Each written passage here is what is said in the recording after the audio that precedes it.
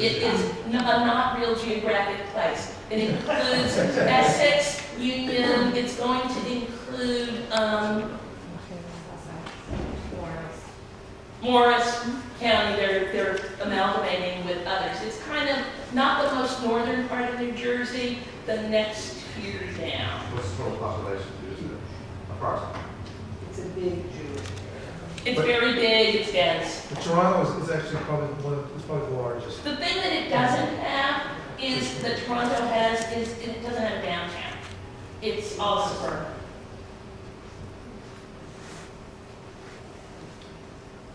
You touched on the challenges of bar bat mitzvah. Is there a future for bar bat mitzvah? So here's the metaphor that I like.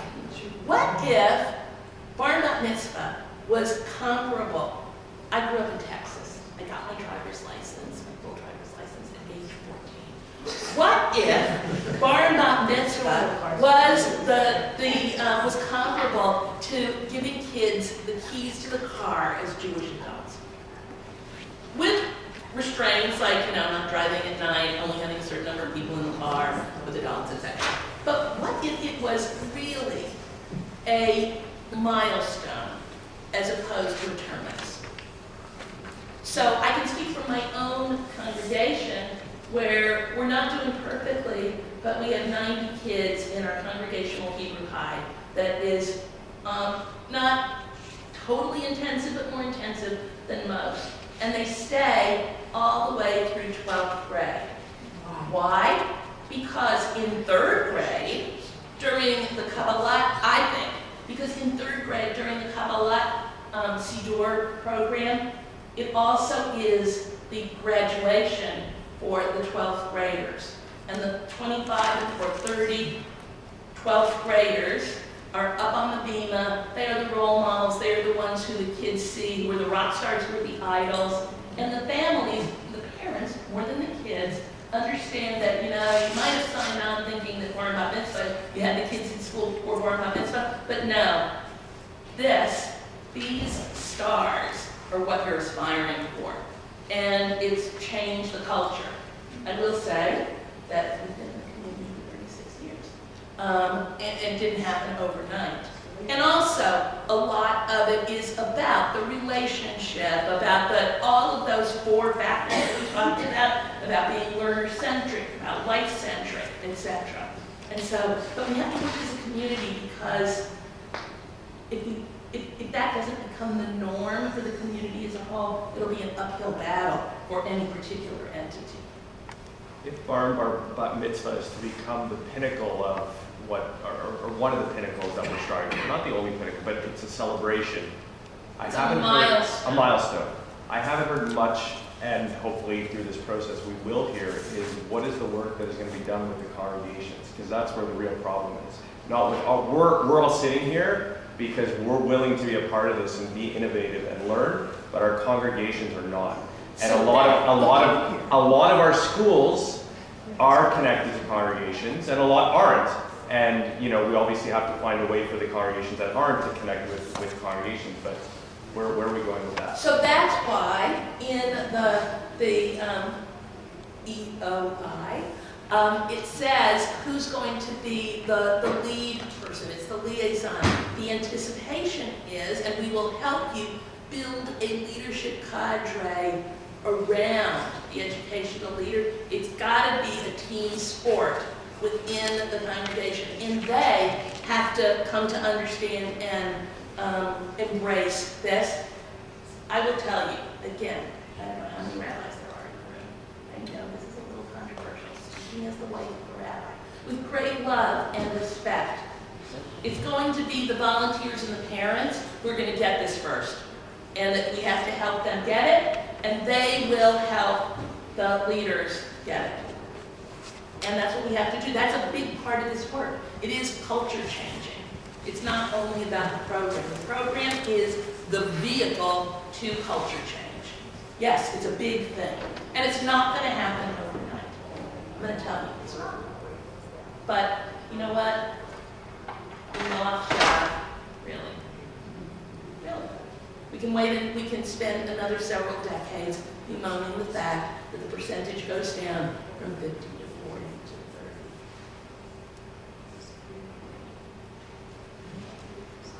30. The timeline for the expression of interest to me is very tight, it's very fast, and in our community and with the Danforth Year Circle, getting everyone together because it's a huge commitment.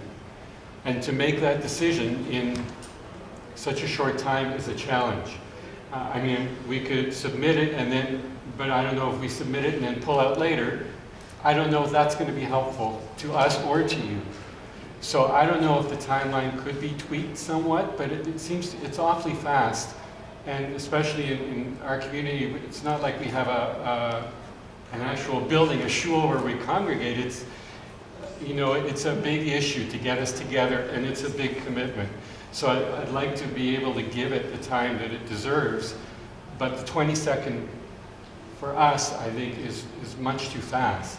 Okay, so let's talk about it afterwards. Okay. All right, let's figure out what works. Okay, great, Well, thank you. it's fine for lots of people. I'm sorry? No, I think you're asking for an extension.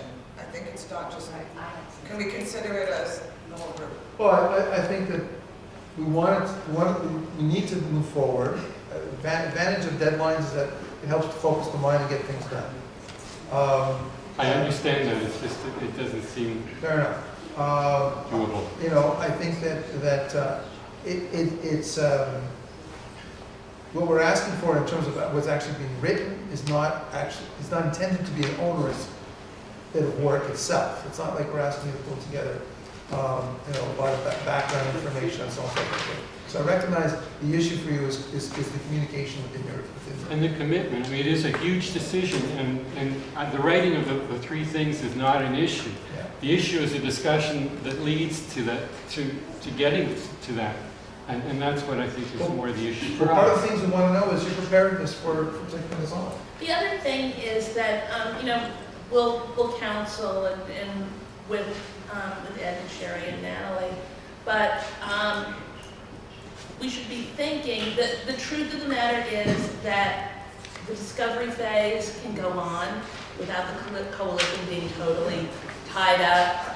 Even the summit can go on. The thing is that, you know, by the time we're ready to move forward with a vision, there needs to be a coalition. If it's an issue, come talk to us. Okay. Let's take it on that basis. I think that's appropriate. We want to encourage the one-on-one conversations, put that away. I have a question about the process of this. It's due next week, define, you know, figure everyone you talk to, stuff. Everyone who sends it in is not necessarily going to be a part of the coalition of the willing, correct? Well, it depends how many people submit. So, you know, there's 35, 36, I think, programs already that are, Natalie, is that right? 35, 36 supplementary programs now in the city that we're aware of, that we're connected to. To talk. Okay? We don't expect everybody will be ready and to take on, you know, that what we're talking about, this process. Over time, we expect, you know, we hope that we'll model and learn, and to pioneering people will embrace and engage and participate over time. And so it doesn't have to be that everybody has to be immediately engaged. We pulled a number out of the air in terms of, you know, what we thought might happen. We don't know. I'd like to see what the responses are. We have to talk about, you know, what is the capacity of how many groups that we can work with in terms of moving this forward. But I think that the point here is decide, do you want to participate? And then we want to make this a success. We want to bring everybody forward. We want to help. We're looking not to minimize, we're looking to optimize. So that's how we're going to govern ourselves. And my next question would be, okay, we have this very tight timeline, which I think is great because we know how long it can take otherwise without deadline. Is this going to be a rolling process after the 18 months that, you know, say at the end of this formal process with JESNA, I suddenly have a brainstorm and say, I have a fabulous idea. And, I mean, is this going to end or is this going to be a continuing We're going to be evaluating this direction? as we go along. And we want to make, this is a project, this is a way of doing things. We're going to evaluate and see, and in evaluation terms actually help to improve it on a developmental basis as we go through this. My own vision, is it yes?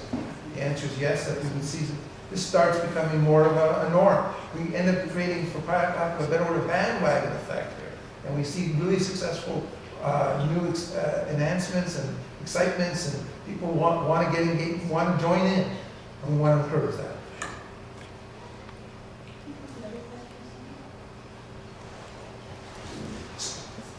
So thank you very much for coming. Please fill out your names on the sheet so that we can know who's here and we can contact you. And look forward to seeing what you come with. Thanks very much.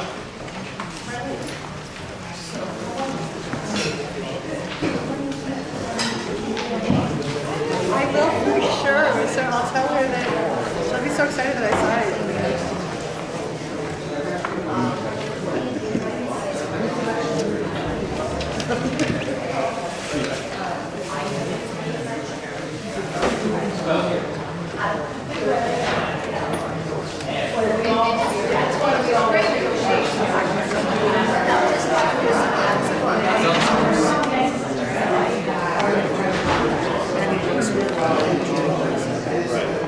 How did you find it? It was interesting. There's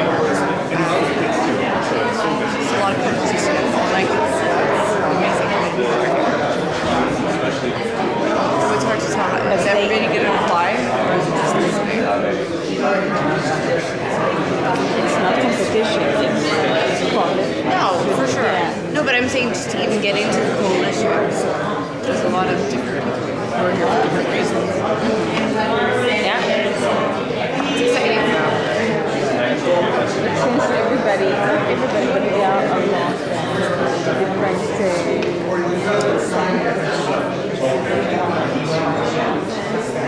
You don't want all the same.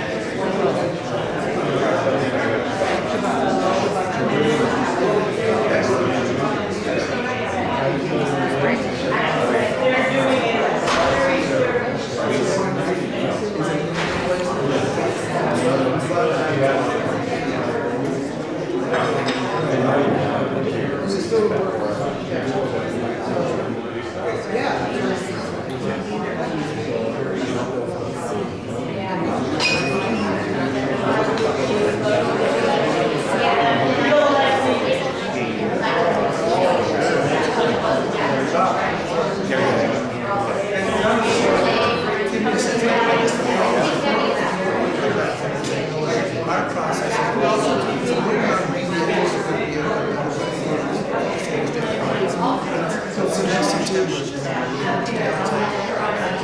so